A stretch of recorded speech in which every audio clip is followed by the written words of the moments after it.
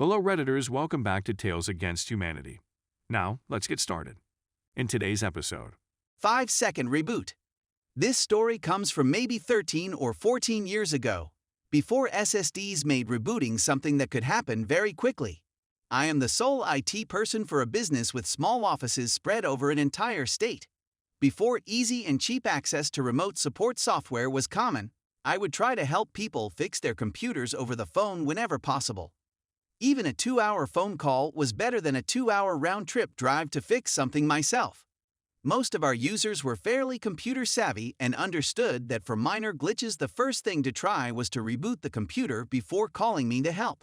Computers weren't really supposed to be used for anything other than work. But with lack of direct supervision, people were doing all kinds of web browsing. There was a time period in there where there were a lot of full-screen pop-up ads coming up saying your computer has a virus, before pop-up blockers were really common, since clicking on these ads trying to close them could get people to install the malware. I had instructed them that if a pop-up screen appeared about a virus or something like that to first restart the computer. If the pop-up didn't come back, then run a virus scan, but it was probably just an ad. One day I get a phone call from an employee who said, "I've restarted my computer 3 times and it isn't fixing the problem. I still have a screen saying that I have a virus." I talk to her and have her describe the screen and am pretty confident it is still just an ad. I say, "Okay, let's restart it just once more." She says, "Okay, I'll do it now." 5 seconds go by. It's back up, but the screen is still there. I asked her what she had done because there was no way her computer could have rebooted that quickly. She says, "I pushed the button, it turned off, and then I pushed the button again, and it turned back on." I asked her which power button she was pushing. It turned out that she thought that turning the monitor off and back on was rebooting her computer. After talking her through how to actually turn a computer off and back on, the problem miraculously disappeared. I learned a valuable lesson to never assume that your users understand even the most basic computer skills. Story 2. About cats and seagulls. A short story from a few minutes ago. Background: some colleagues work on an RDP. They call it second stage. Mostly they cannot distinguish between the main OS, first stage, and RDP. Got a call about a network drive not being available on the cat, but on the seagull what? I took a walk to the colleague's cubicle and realized what was the meaning of the message. He had a dual screen setup.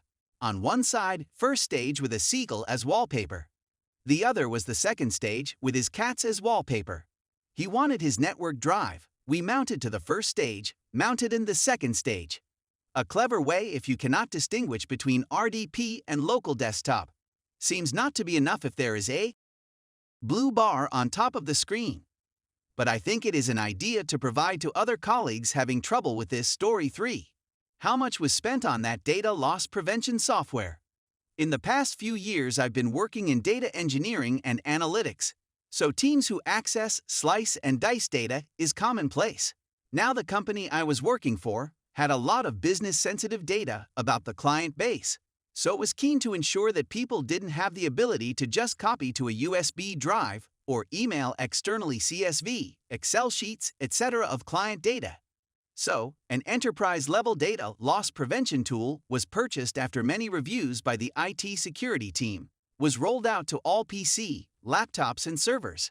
Specifically, it had some plugins for the mail servers to block any suspect files being emailed. Having dabbled in steganography in earlier years, I was asked to try and get a sample secure data file out of the company. Challenge accepted. So, I started by just emailing the file to my personal email address from my work account. No go. Tried a few variations of logging into a web-based email client, blocked from attaching the file. This is looking good.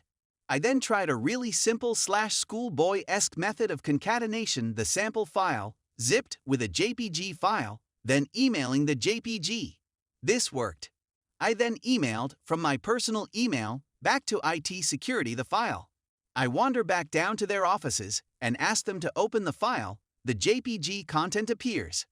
I then ask them to open the file in WinZip. It opens and the sample data file is accessible. They were somewhat surprised. There were some very red faces and questions asked over how much had been paid for this software, easily 5 figures, maybe 6. My testing had taken all of about 2 hours to defeat this product. Aside from this somewhat glaring hole, it was decided that the developers who had the technical know-how to do such things did not have access to the production data. The staff who did wouldn't have the technical insight to do it. I hope that really comforted them at night. Update #1, the DLP was to stop insider risk management. Ultimately, they knew they'd never stop a determined person, but it was designed to stop inadvertent emailing of CSV, Excel sheets, etc., so if you did manage to get something out, from a legal standpoint, there was no doubt you'd gone out of your way to circumnavigate the measures. Stroy 4. If you can choose, then choose to report things immediately instead of waiting 4 weeks. aka the computer lab and the not-so-psychic. When I worked for a college, we had a fun department. It was kind of like working on a crashing airplane. Everything was floating, and that was fun to play around in until you looked out the front windows. Unfortunately, the group that was our pilot was a complete cluster. 7 competing professors, 3 departments vying for resources, and no help from above or below. We managed to hold everything up, but the whole thing was falling apart faster than an ice carving competition on Venus. One day I was sitting in on a lecture when I hear a complaint about a computer lab being down. I make my presence known and ask which one, thinking it would be either mini lab, a mini computer lab which was being imaged, or new lab, with a prototype image designed for a new class being taught. Instead, they said it was old lab. That should have triggered all kinds of alarms, but they said it was just 2 very, very specific programs. That didn't surprise me. We were still ironing out bugs from a major OS version change over the weekend. Oh no, the student countered. That's been a problem for 4 weeks. Professor Grumpy, name changed, but still very accurate, hasn't been able to teach. 4 weeks. I thought he was exaggerating. 3 other students, though, agreed. 4 weeks. We have a ticket system, we have TWO secretarial assistants, our department, we have phones, and as a last resort, we are literally 1 door away from their offices. I spend a good 10 minutes getting details, after the class finished, and move on to the lab. Old lab is old. It is oldo says an old software and an old printer, all because of Professor Grumpy. Professor Grumpy is stuck somewhere in the late 80s and refuses to move forwards. The only reason we have Windows 7, yes still, is because he refuses to teach on anything newer. Old lab is a dual Windows/Linux lab, running dual boot environments. So I go test the programs, and lo and behold, neither work. Both have become unsupported, and were manually installed with the understanding that eventually, they would stop working as legacy libraries disappeared. That time was 4 weeks ago, so I asked Professor Grumpy why he didn't tell us. I have an excerpt from the obscenity-laced response here. You should test those programs every day, they're very important core components of Linux. They are not. Push some buttons on your keyboard, the labs keep upgrading without warning. I can't teach when all this new crap gets in my way. I threw the department head at him, which was like throwing one shark at another shark. Everyone got mad. Someone spent a meeting reading every single answer one particular student had ever submitted because he was worried. One of the professors died of old age. Not even joking, she was 93, and our little IT section just pushed our buttons. Shockingly, the school lost accrediting shortly after I left. Then those departments were merged with the overarching college, and that group was dissolved into the university's IT system. I did find a great solution to the program problem though, apt purge, and a notice stating all legacy or security compromised programs will be purged.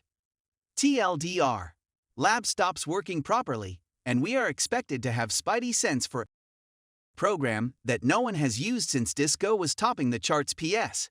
Why yes, this was a computer science department/professor. How did you know?